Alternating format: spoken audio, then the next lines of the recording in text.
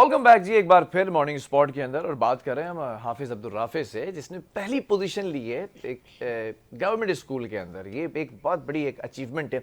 Rafe, हम बात कर रहे थे तुम्हारी मिजाज के हवाले से, तुम्हारे अंदाज के हवाले से। ये बताओ, स्कूल के अंदर सिर्फ पढ़ाई पढ़ाई पढ़ाई के कॉन्सेप्ट होता है ना कि ये भाई ये लड़का जो है वो बुक वॉर्म है, किताबी कीड़ा है, बस घुसा ही रहता है किताबों के अंदर। सिर्फ किताबों से ही मोहब्बत है या फिर खेल कूद दूसरी शरारतें भी करते हो? नहीं, मैं ये कहूँगा कि दोनों चीज़ों में बैलेंस होना चाहिए। अगर आप सिर्फ पढ़ते रहेंगे तो फिर आप अरे भाई, ये बच्चा बड़ी फलसफी बातें करता है भाई, बड़ी फलसफी बातें करता है। कंटिन्यू करो। मैं ये कह रहा हूँ कि अगर सिर्फ आप पढ़ते रहेंगे ना तो एक तो इन्जॉयमेंट बिल्कुल ख़त्म हो जाएगी, लाइफ आपकी बोर हो जाएगी। आप थोड़े टाइम बाद आप खुद ही स्ट्रेस हो जाएगा आपको कि बस हर वक्त पढ़ाई है। तो मैं कहता हूँ मैनेज करना चाहिए। ये नहीं कि जब तक एग्ज़ाम नहीं आ रहा आप खेले जा रहे हो, फिर आखिर में स्ट्रेस लेके बैठें, फिर तो यही होगा कि आपका एग्ज़ाम ख़राब हो जाएगा। तो सबसे अच्छा ये है कि आप बिल्कुल मैनेज करके चलें, तो आपका एग्ज़ाम बहुत अच्छा हो जाएगा, आपकी लाइफ भी इंजॉयमेंट के साथ अच्छी। अच्छा, एक सवाल करूं, सच सच बताना, जी। चीटिंग की थी पेपर में? नहीं, देखिए चीटिंग मैं ये कहता हूँ, देखिए एक एक इन्विजिलेटर है। हाँ। अब जैसे कि वो उधर गया, पीछे लोग कहते हैं हमें बता दो। अब मैं ये कहूँगा अगर आप दूसरों को बताने के चक्कर में कुछ भी होगा तो आप अपना लिखना में भूल जाएंगे। तो मैं ये कहता हूँ कि चीटिंग भी आप वो पास हो सकते हैं लेकिन अच्छे नंबर नहीं ला सकते। मतलब तो सवाल घुमा दिया ना लड़के ने, लड़का सियासी हो गया है। की थी कि नहीं की थी? नहीं नहीं, इतना सोचना पड़ा, इसका मतलब छोटी मोटी कहीं ना कहीं कुछ ना कुछ किया था, पूछा तो होगा। ये एमसीक्यूज बता दो। नहीं। हम पता है क्या करते थे व्यूअर्स, पहले से सेटिंग बनाते थे ना मैट्रिक के एग्जाम में और इंटर में। ये है ए, वो जो एमसीक्यूज के अंदर होता है ना, ए बी सी डी, ये ए है, ये बी है, ये सी है, ये डी है, ए बी सी डी। अब हम उससे सवाल करते थे, दूर खड़ा हुआ इन्विजिलेटर हमें देख रहा है ना, खूब माइक्रोस्कोप लगा के, दूरबीन लगा के देख रहा है कि एक एक हरकत। हम यूं करके बैठते थे, वो सामने से लड़का बैठा, हम यूं करके इशारा करते थे कि तीसरे एमसीक्यूज का बताओ, तो वो यूं करता था। अच्छा, कभी कभी उसको छींक आ जाता, यूं करते हुए पूरा हाथ घुमा दिया। अब हम परेशान हो गए, लिख कर आ गए तो गलत हो गया। तुम लोगों ने कुछ ऐसे कोड वर्ड वगैरह रखे थे? नहीं, कोड वर्ड्स तो नहीं रखे थे हमने, लेकिन मैं कहता हूँ कि कहीं कहीं पे मैंने जैसे कि एमसीक्यूज मुझे लग रहा कि शायद मैं गलत तो ना कर दूं। हाँ। तो कंफर्म पीछे उसने बोला हाँ ये सही है, ऐसा ऐसा हुआ है। यही तो होती है, कुछ बच्चे ऐसे होते हैं वो हर चीज पे कंफर्म करते हैं। यार जरा इसका जवाब बताना, उसका भी बताना, उसका भी बताना, वो भी कंफर्म ही कर रहे होते हैं बेटा। नहीं नहीं, इतना नहीं, बहुत कम, क्योंकि चीटिंग पे फिर नहीं आ सकता, बहुत ज़्यादा अच्छे नंबर नहीं अच्छा, आ सकते। एक तो हो गई चीटिंग, ठीक है। एक होता है कि मुझे पता होता था कि मेरी क्लास में सबसे पढ़ाकू बच्चा कौन सा है ना। अब किस्मत अगर मेहरबान हो जाए और उसका मेरा रोल नंबर आगे पीछे आ जाता है तो बड़ा खुश होता था मैं ना। तो उसका एक आसरा होता था कि चलो यार ये वाला टॉपिक तो कर लिया, ये छोड़ दिया, उसके ना पीछे से देखते देखते छाप लेंगे, कॉपी कर लेंगे वो। किसी ने ऐसी कोशिश की कि राफे तो पढ़ाकू बच्चा है, पता है हमें। राफे से किसी ने पूछा, शर्ट खींचते थे, बताओ बताओ बताओ, जवाब बताओ इसका, बता दो क्या आंसर आ रहा है तुम्हारा। नहीं, असल में मैं शुरू से ऐसे ही था, मैं बहुत कम, क्योंकि मैं ना असल में पूछोगे ना बताओगे। मैं यही कहता था, मैं कहता था भाई मुझे परेशान नहीं करो, क्योंकि ये होता था जब कोई पूछता है तो आप अपना अपना जो लिख रहे होते हैं, जैसे कोई एमसीक्यू आप सॉल्व कर रहे हैं उसका कॉन्सेप्ट आप एकदम से भूल जाएंगे। तो मैं उनको कहता भाई मुझे नहीं छेड़ो, अपना कर रहा हूँ, अपना करने दो। फिर जाहिर सी बात है, करने के बाद फिर उसकी प्रेजेंटेशन करनी होती है, उसमें पेपर का टाइम ही खत्म मुझे वो हो याद जाएगा। आ गया, न छेड़ो हमें हम सताए हुए हैं, यही होता था। नहीं छेड़ो भाई, हम पहले ही सताए हुए हैं बहुत। जी जी बिल्कुल। वाह भाई, आपने देखा। अच्छा, मेरे साथ तो होता था, अल्हम्दुलिल्लाह पढ़ाई में बहुत अच्छा था, लेकिन कभी कभी एक ऐसा होता था कि मुझसे भी अच्छा कोई पढ़ाई के अंदर है तो स्कूल्स के अंदर जब तक पेपर्स होते थे तो कोशिश होती थी कि उसके करीब करीब बैठें। और जब एग्ज़ाम्स हुए तो उस वक्त किस्मत मेहरबान हो गई कि वो बच्चा बिल्कुल साथ वाली सीट पे ही था ना, बिल्कुल पीछे नहीं था, बिल्कुल साथ आ गया था रोल नंबर, क्योंकि सेटिंग ऐसी थी। तो अक्सर और बेशतर ऐसा होता था कि छोटी मोटी चीज़ें कोई जहन में नहीं आ रहा है, जैसे हमें पता है कि मैथ्स की कोई इक्वेशन है, वो इक्वेशन पुट करेंगे, then we will solve that equation ना। तो वो इक्वेशन कभी होता दिमाग में नहीं आ रही कि स्क्वायर लगा हुआ है उसके ऊपर क्या है, वो चीज़ें पूछते थे। जी मुझे बताइएगा पैनल कंट्रोल रूम। अच्छा जी, हमारे साथ इस वक्त जो है वो जूम पे भी हमें राफे के वालिद भी ज्वाइन कर चुके हैं, तारिक महबूब साहब। आपको भी हम खुश आमदीद कहेंगे, अस्सलाम वालेकुम। और साथ साथ दूसरी तरफ हमें जो है वो साबिक प्रिंसिपल, साबिक चीफ हेड मास्टर जो हैं मसूद सुल्तान साहब, वो भी ज्वाइन कर चुके हैं। आपको भी अस्सलाम वालेकुम। दोनों बड़े अच्छे लग रहे हैं, बड़े प्यारे लग रहे हैं, एक ही फ्रेम के अंदर बैठे हुए हैं। कैसे हैं आप लोग? अल्लाह का करम है। ठीक है जी, पहले मैं ज़रा कोशिश करता हूं कि मैं राफ़े के वालिद साहब से थोड़ी सी गुफ्तगू शरीक कर लूं, आपकी इजाज़त से मसूद साहब। बिल्कुल अस्सलाम वालेकुम तारिक साहब, कैसे हैं आप? बिल्कुल। खैरियत से हैं? बहुत बहुत मुबारक हो भाई, आपके बच्चे ने पहली पोजीशन ली है, क्या कहेंगे? बस मैं I can not express my feeling on words कि अल्लाह ताला ने मुझे मेरे बच्चे की मेहनत का सिला दे दिया, और इतनी मैंने गवर्नमेंट सर्विस की है उसका अल्लाह ताला ने मुझे सिला दे दिया। अच्छा, मैं कुछ सवालात करना चाहता हूँ राफ़े के हवाले से, क्योंकि हमने प्रोग्राम के अंदर डिस्कस किया कि आप ही राफ़े के वालिद हैं, आप ही वालिदा हैं, और आपने उस दिन मुझसे ये डिस्कस भी किया था जब मैं प्रोग्राम में आप लोगों के आया था। तो कितना टफ था राफ़े की तरबियत करना, राफ़े को यहाँ तक लेकर आना, सिंगल पेरेंट होना? अक्सर हम देखते हैं कि जो माँ होती है ना, वो तो बाप बन जाती है हालात की सख्ती से, बाहर कमाने भी निकल जाती है और बच्चों की तरबियत भी करती है, लेकिन बाप का माँ बनना बड़ा मुश्किल हो जाता है माशरे के अंदर, घर की चीजें भी मैनेज करना, बाहर की चीजें भी। तो कितना मुश्किल था आपके लिए? It's not very tough job for me. देखिए, मसला ये था कि मैंने अपने बच्चे को उसके हाल पर छोड़ दिया, तो मेरे बच्चे की तरबियत ऐसी की थी उसकी वालदा ने कि मुझे कुछ कहने की दो। और दूसरी बात, इसने जब हिफ्स कर रहा था तो ये मदरसे में था, और मदरसे का माहौल उस पर ऐसा हुआ कि ना इसका कोई दोस्त था, ना कोई बाहर निकलता था। बिल्कुल अपने घर आया, मदरसे से सीधा पढ़ा और बैठ गया। दोस्त भी ज्यादा नहीं थे, अपने पढ़ाई की तरफ तवज्जो देता रहता था। और इसने मुकम्मल तौर पर हिफ्स जो है वो उसकी वालदा के इंतकाल के बाद किया। It's was a tough job for me. मैं बहुत परेशान था, अल्लाह से दुआ कर रहा था कि मेरे बच्चे का हिफ्स कंप्लीट हो जाए, और अल्लाह ताला ने उसको तकमील करा दिया। मेरा सब्र था, अल्लाह ताला ने मेरे सब्र को जो है कामयाबी में तब्दील कर दिया।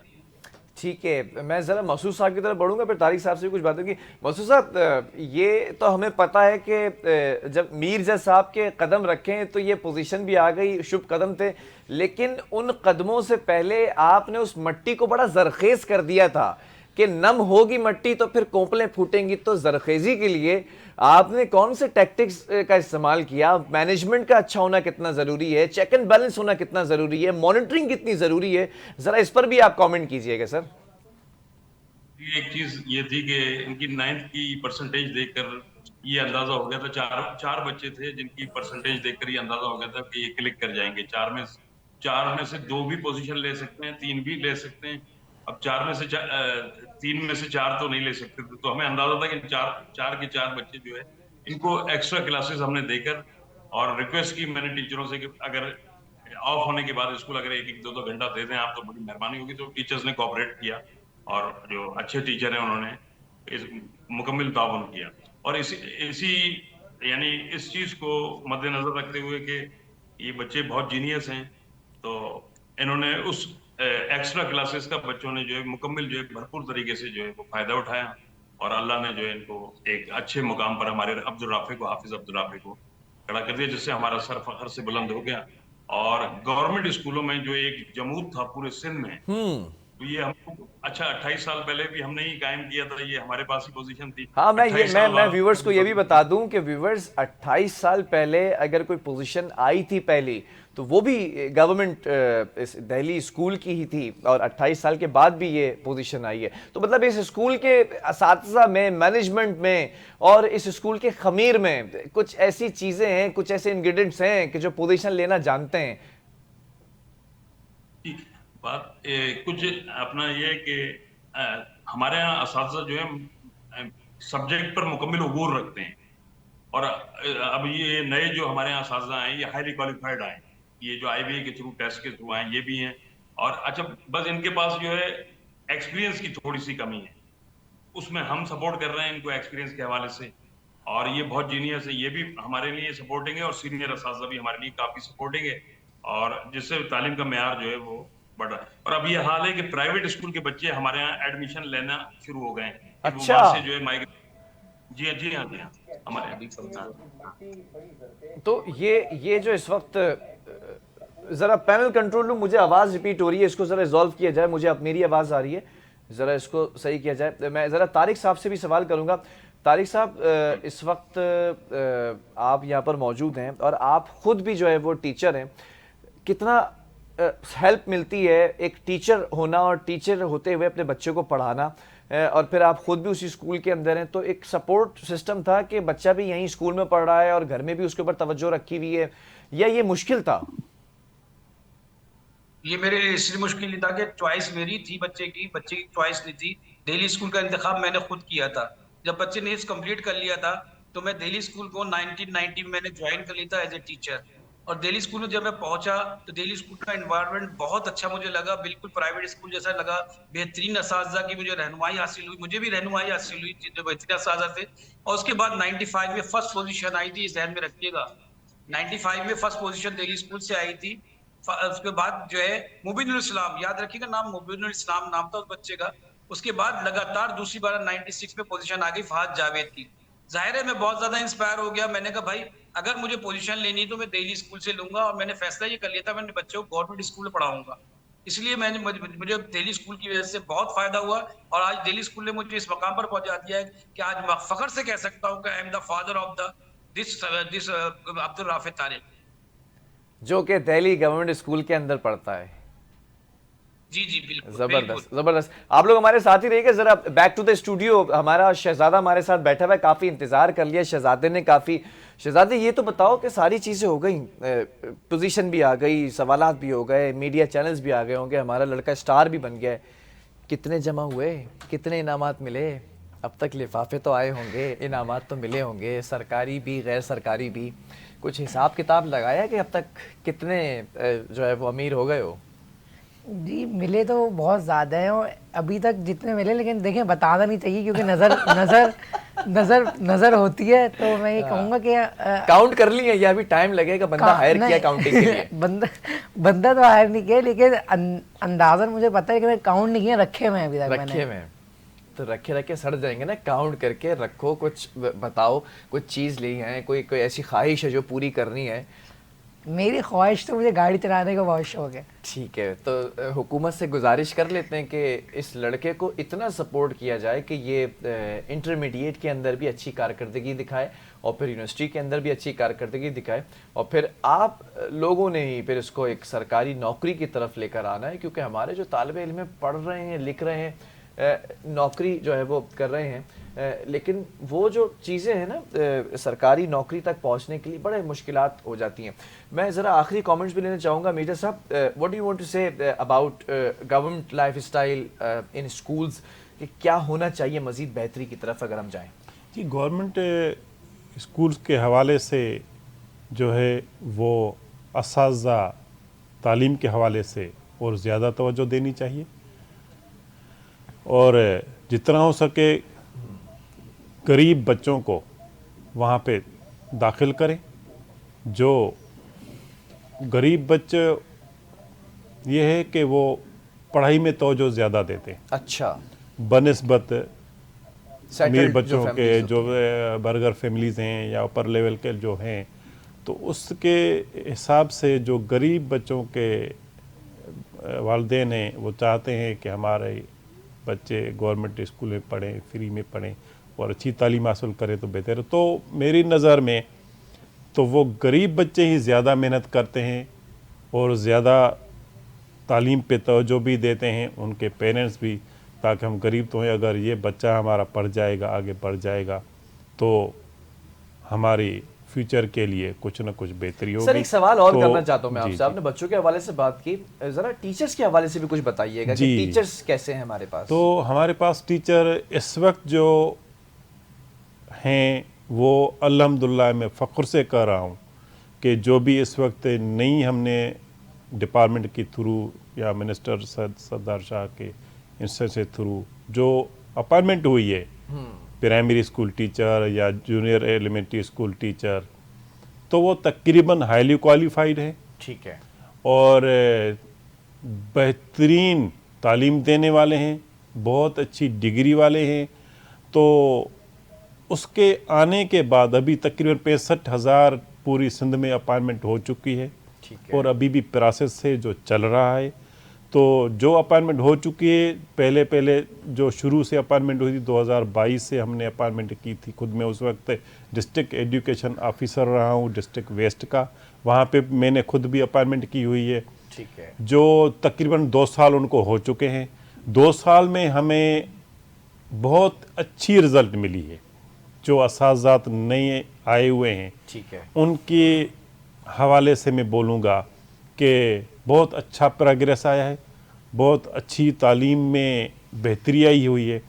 पुराने टीचर तो माशाल्लाह पुराने ही हैं और बेहतर हैं, लेकिन नए आने से नए टीचर आने से, नई अपॉइंटमेंट होने से कुछ तालीम में ज़्यादा बेहतरी आई ठीक है। मैं फ़ख्र से कह रहा हूँ कि आगे टीचर जो हैं तो अच्छे ही इंशाल्लाह चलें। साबित होंगे और मेहनत करेंगे, और मुझे उम्मीद है ये मेहनत इन टीचरों की वजह से हमारे सिंध का नाम, हमारे सूबे का नाम, हमारे पाकिस्तान का नाम इन टीचरों की वजह से ही रोशन होगा। मुझे उम्मीद है कि इस पर ज़्यादा तवज्जो दें। चले, मैं ज़रा आखिरी कमेंट भी ले लूँ अपने कंक्लूडिंग रिमार्क्स जो हमारे साथ मसूद साहब हैं और तारिक साहब हैं, ज़रा आप दोनों से भी एक के बाद एक।